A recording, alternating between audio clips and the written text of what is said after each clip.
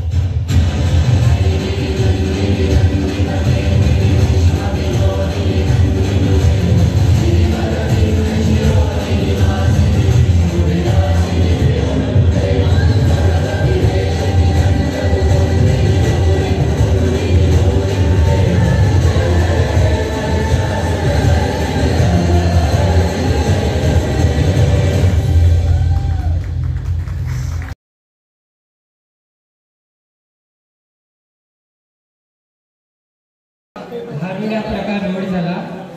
भारुडेचा अर्थ बहुरूढ.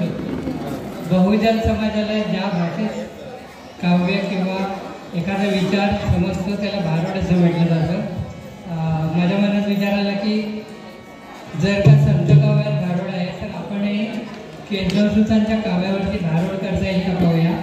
त्याच्यातला हा प्रयत्न आहे की केशवसुतांच्या कविता समोर ठेवून मी भारुड तयार केले ते आपल्याकडे सादर करतो.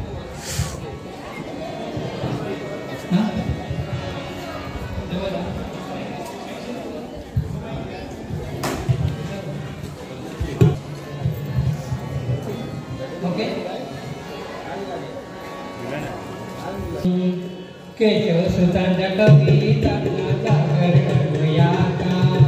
केशवसुतांच्या कवितांचा जागर करूया आता. जागर करूया आता. ओ गौरव करूया आता. जागर करूया आता. ओ गौरव करूया आता.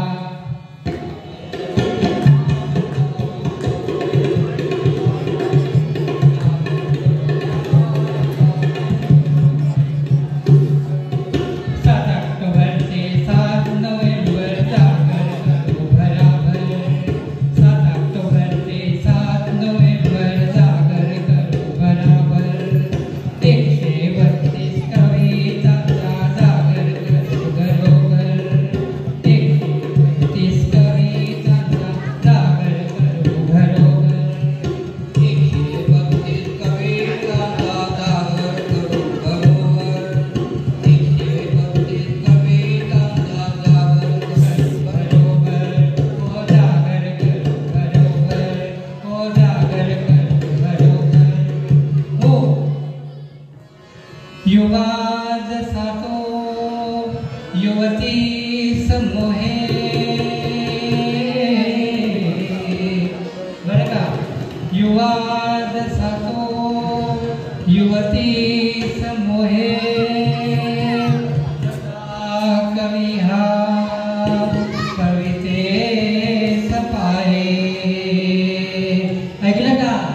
कसा कवी हा कविते सपाये. सांगा कोण तुम्ही कवीला. सांगावया कोण तुम्ही कवीला.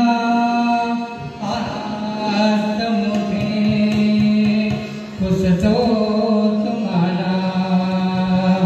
आहात मोठे कुसतो तुम्हाला. दुर्गुलेला कवी म्हणून, दुर्गुलेला कवी म्हणून याला येते जन. दुर्गुलेला कवी म्हणून याला येते जन. 150 वर्षानंतर आता गाव सारे गुणगान. पहिली माझी होई पहिला माझा नेमो. तुळशी काढी राम पोथी वाची. दुसरी माझी ओवी मार्गुण गाला. केशव स्मारकाला भेट द्यावी. तिसरी माझी ओवी तीन त्रिकुट जाणावा. सखा पाठीचा म्हणावा भाऊराया. चौथी माझी ओवी चौसंगे दाटली. मला प्रसन्न भेटली अंबाबाई. पाचवी माझी ओवी पाच भांडवाना. पाठीच्या भावंडांना राज्य येळो. सहावी माझी ओवी नारी शक्तीचा सन्मान. राष्ट्राचा अभिमान वाढवा. सातवी माझी ओवी सात सप्त ऋषी. कौशल्याच्या खुशी रामचंद्र. आठवी माझी ओवी आठ टिपके ठाई. देवाजींच्या पायी चित्त माझे. नववी माझी ओवी नऊ मानांचे रांगण. वर फिरते नागिण तुझा देवी. दहावी माझी ओवी दशांगुळ मी गाईन. लक्ष्मी होईन संसारी.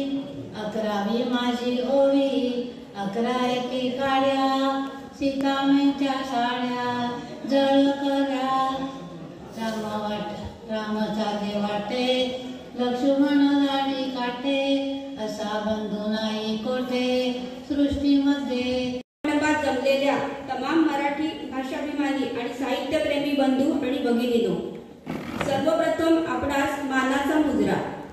अमळनेरच्या पावनभूमीत नियोजित होत असलेल्या या 97व्या अखिल भारतीय मराठी साहित्य संमेलनाच्या या उद्घाटन प्रसंगी व्यासपीठावर उपस्थित असलेल्या तमाम महानुभावांना सर्वप्रथम मी मनापासून अभिवादन करतो. या साहित्य संमेलनाच्या आयोजनासाठी गेली 5 महिने तन मन धनाने जीवाचे रान करून कष्ट उपासणाऱ्या या मंडळींच्या चेहऱ्यावरून आज ओसंडून वाहणारा हा आनंद पाहून मी कृतकृत्य झाल्याची भावना माझ्या मनात आहे. माझे कृतकृत्य होणे यासाठी मी नमूद करतो की आधी मी साहित्य क्षेत्रात वावरणारा एक हाडाचा कार्यकर्ता आहे. त्यामुळे कार्यकर्त्यांच्या मनात या क्षणी कुठल्या भावना असू शकतात याचा मला अंदाज आहे आणि माझ्यासाठी आजचा हा प्रसंग म्हणजे अपूर्व भाग्याचा क्षण आहे आणि या क्षणाची साक्षीदार ही भूमी आहे. 1952 साली या भूमीत तेव्हा ओळखले जाणारे मराठी साहित्य संमेलन प्राध्यापक कृपा कुलकर्णी यांच्या अध्यक्षतेखाली भरले होते. प्राध्यापक कृपा कुलकर्णी हे भाषाभ्यासक होते. पूज्य साने गुरुजींच्या मृत्यूला केवळ 2 वर्षे झाली होती तेव्हा इथे ते साहित्य संमेलन झाले होते. आज साने गुरुजींचे 125वे जयंती वर्ष म्हणजे शतकोत्तर रौप्य महोत्सवी वर्ष गेल्या डिसेंबर पासून सुरू झाले आहे आणि आज अशा पर्वावर या व्यासपीठावर मराठी साहित्याची आपल्या परीने बरी वाईट सेवा करणाऱ्या एका सर्जनशील लेखकाला आपण अध्यक्षपदाचा मान दिला.